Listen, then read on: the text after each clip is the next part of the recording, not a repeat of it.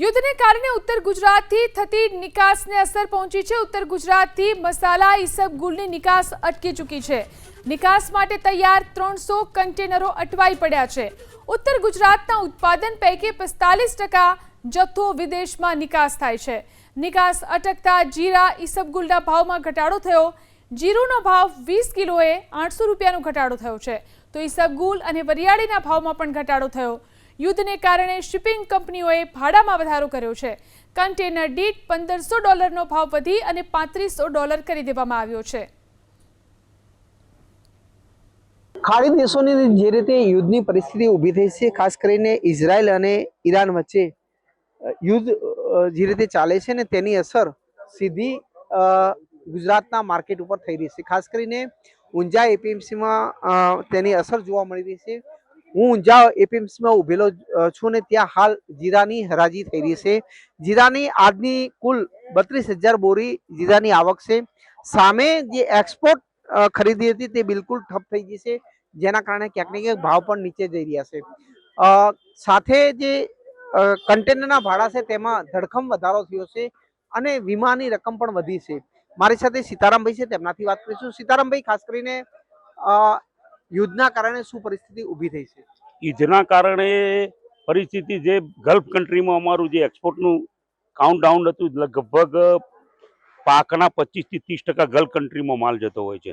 એ માલના કન્ટેનર હાલ બધા જ એના ભાડા પણ વધી ગયા છે અને કન્ટેનરો બધા લગભગ જે 300 થી 400 કન્ટેનર સબ્જીના પણ પાછા આવવાની તૈયારીમાં છે। એ લોકો પણ પરેશાન છે, વેપારીઓના પૈસા પણ નથી આવતા અને બધી રીતે હેરાન પરેશાન થઈ ગયેલા છીએ। ખેડૂતો પણ હેરાન છે। અહીંયા 33-35 હજાર બોરીની આવકો છે। હા, વચ્ચે ચાઇનાના વેપાર થયા હતા 25-30 કન્ટેનરના, પણ એમાં બજારો લગભગ સહેજ એક્સપોર્ટ આવે તો 200-300 રૂપિયા વધારે છે।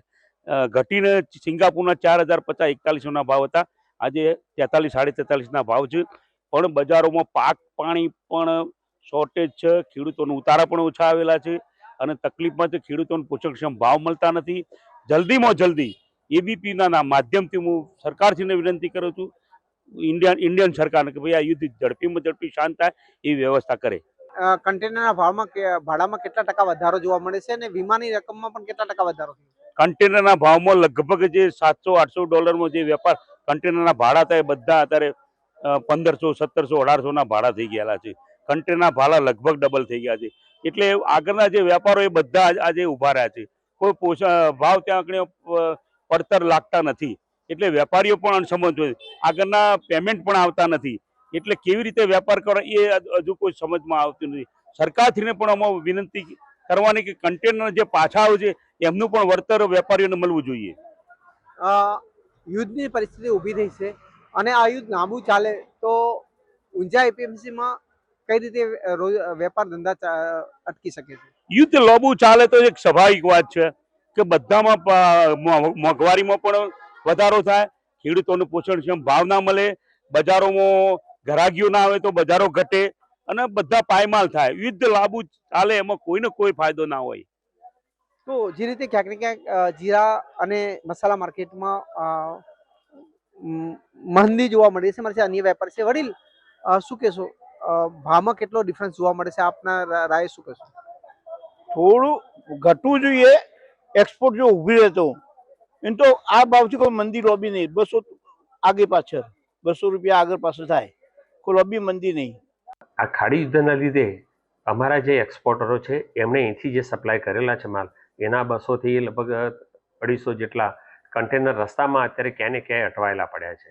આના લીધે વેપારીઓને પણ ઘણું મોટું, લગભગ જોઈએ તો 200-300 કરોડ જેટલું હાલ ક્યાંય ને ક્યાંય એમના ફસાયેલા પડ્યા છે। જ્યાં સુધી આ ક્લિયર નહીં થાય ત્યાં સુધી વેપાર પણ અટકેલો છે।